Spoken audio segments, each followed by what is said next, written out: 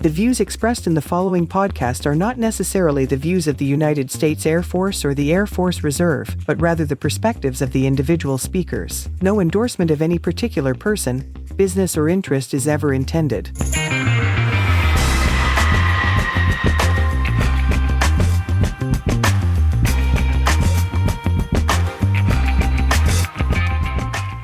Ladies and gentlemen, airmen and friends of the Alamo Wing, welcome to the second episode of Ready, Set, Airlift. I'm your host, Julian Hernandez, a member of the 433rd Public Affairs team. We appreciate you joining us and hope you all enjoyed a pleasant Thanksgiving holiday with your loved ones. Coming up on today's edition, 433rd Airlift Wing Command Chief Takesha Williams shares her perspective as the Alamo Wing gets ready to step into a new year of opportunities and challenges. I'm not really sure our airmen truly understand what the high-end fight looks like. I think that they struggle maybe leadership as a whole is not providing them with the true assessment of what we may be up against.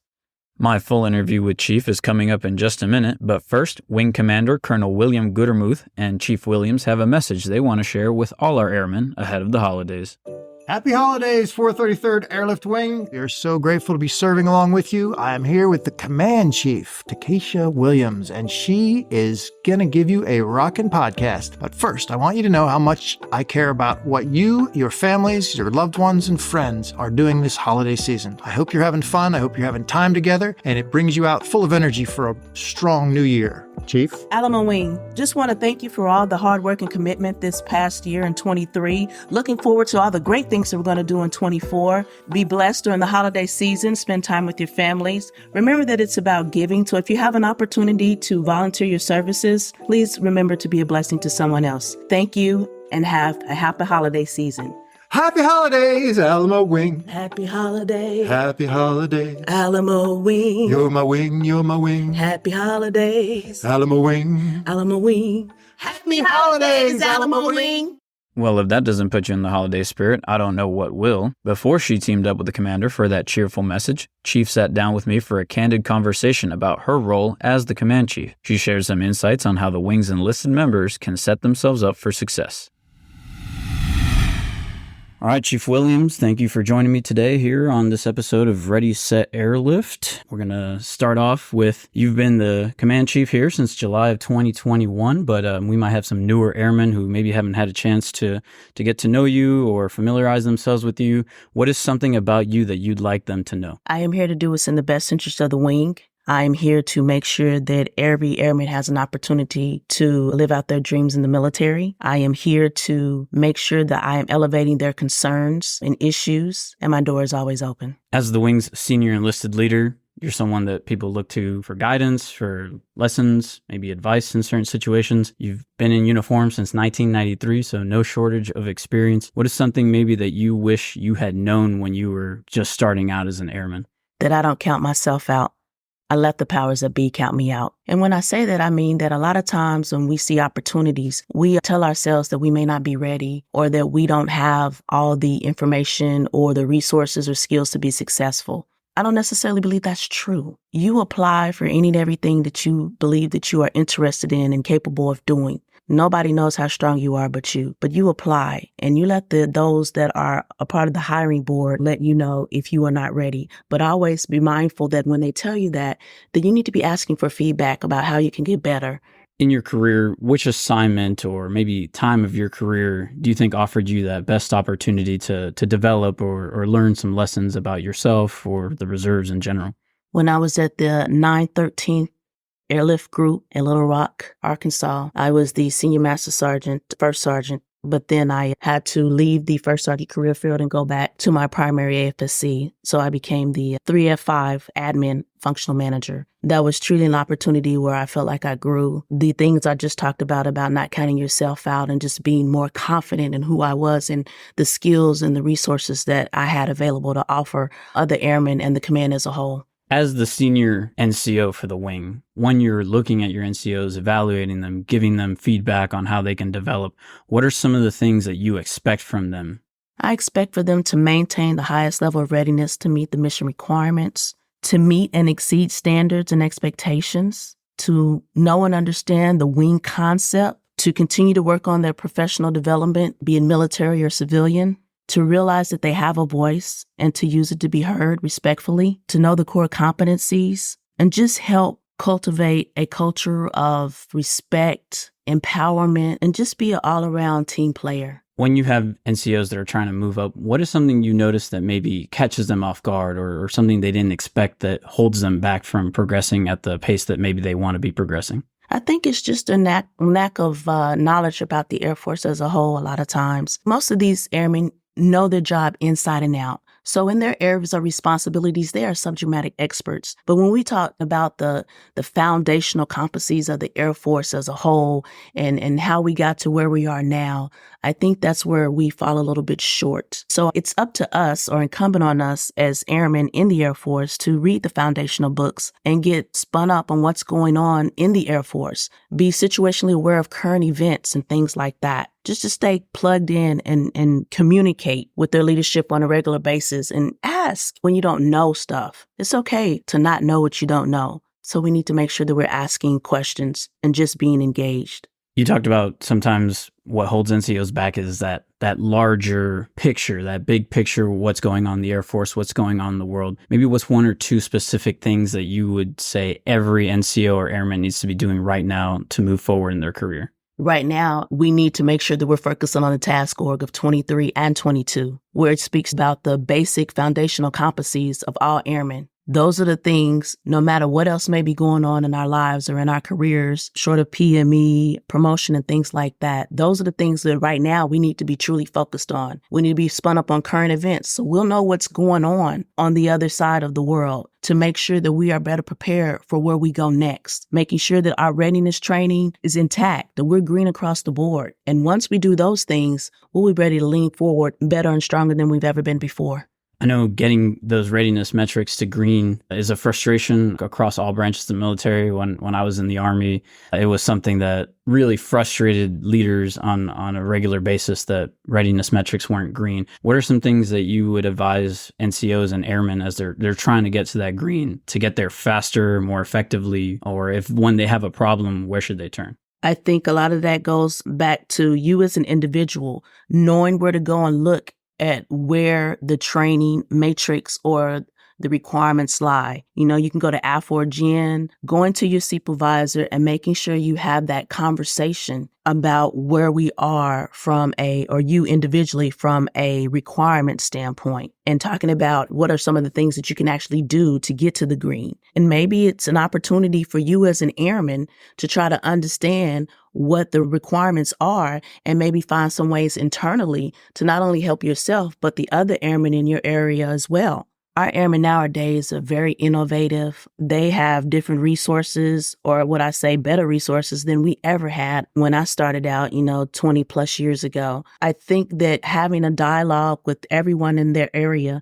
and just finding ways to get to green and recognizing that the old way might not necessarily be the best way. Maybe there's a new way for us to get after the requirement that are way more efficient, way more, I don't want to say necessarily quicker. I don't want us to make any shortcuts, but just being engaged and be a part of your own development, part of your own requirements, I think is going to definitely help us to get to us to where we need to be. You mentioned AFORGen. I know that's a relatively newer concept or initiative for the Air Force. Someone as experienced as you, what's some of the differences between the new AFORGen system and then how things were done in the past? The new AFORGen system allows everybody an opportunity to know where and when they're going to be tasked next.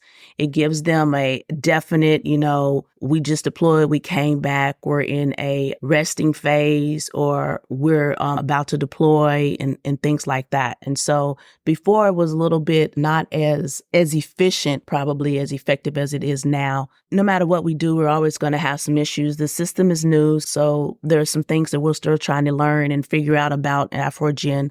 But I think that collectively we'll get there as long as we continue to communicate and keep the lines of conversation open and being receptive to just different thought processes and perspectives of how we get after making sure that our requirements are being met. I want to go back to the task org. You brought it up, and in my conversation with the commander in our last episode, he highlighted it as a vital document. Transforming for the future is a critical line of effort in there. How are you transforming for the future compared to maybe how you were doing things 2-3 years ago? I am making sure that I'm reading what the requirements are for the command chief as well as the SELs and just the basic requirements to make sure that I am helping our members to make sure that they know what their requirements are. I am having conversations and dialogues about how we can get to making sure that we are AFSC proficient, making sure that our fitness is good to go and solid, and not just the fitness assessment, but, our fitness from a spiritual or a mental state. So just having conversations with our airmen. For me personally, I like to run. So running is my passion. And so I would probably advocate for our airmen to find something that they're passionate about, something that helps them to feel good about themselves. Use that as they think about transforming for the future and coming back, look refreshed, resilient, just doing that whole self-care regimen or finding a self-care regimen that works for you to get you in the game and to make sure you stay in the game.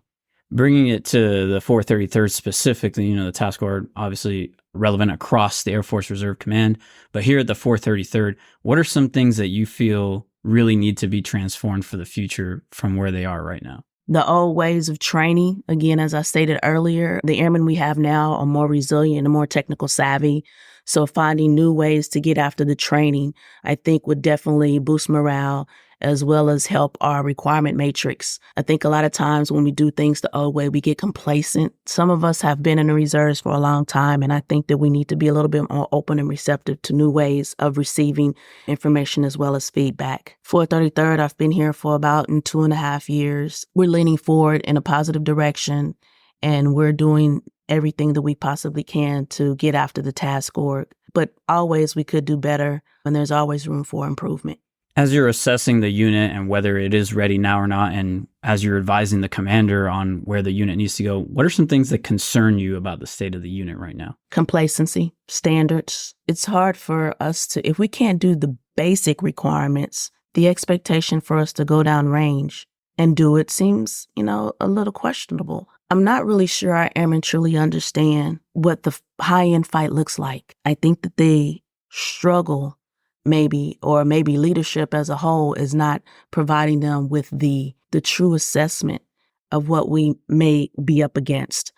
And so just helping our airmen understand the high-end fight, where they fit into that, staying connected and being connected. I think a lot of times they come in here on the weekend and they do the weekend thing. And again, it becomes complacent. And so they don't really feel like they are part of the team, but they are. I think whatever job you're doing is a part of the team. I mean, those people that are cutting orders are allowing us to go out into the field and do the training and get paid and all of those things. Those people out there on the flight line are turning the wrenches to make sure that the plane gets in the air so we can go to the high-end fight or to the training that we're tasked to go to. The people flying the plane are making sure that we get there safely. The people in the aerial port are making sure that the items on the aircraft are configured properly and don't necessarily harm anyone. So I think everyone truly has a part in the high-end fight, and that we need to make sure that we understand what that truly looks like, what we're truly asking of each and every airman, and that we continue to convey that message and be as transparent as we possibly can. You mentioned that connectivity. I've noticed with the reserves, that tends to be an issue is someone comes in, they do their UTA, and then they're gone for up to 28 days before, they put that uniform back on and they get back on that military mindset. What are some things that you would advise the airmen to do to stay connected or stay sharp in the time that they're away from the unit? I would dare to stay in those foundational books.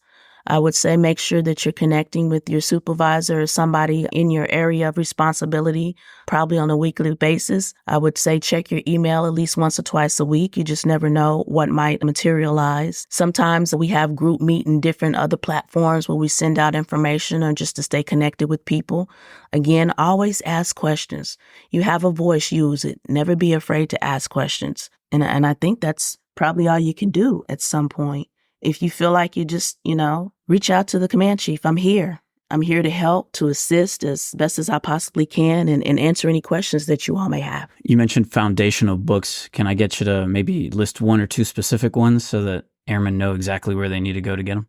Yeah, the foundational books. And so I've been talking about this probably for the past 6 months or so. The blueprint, which is a good segue into enlisted development. Of course, we have the joint team, which talks about how we as the Air Force fit into the joint fight. And then we all know what the enlisted force structure is, but it's never too late to reblue ourselves and the core values.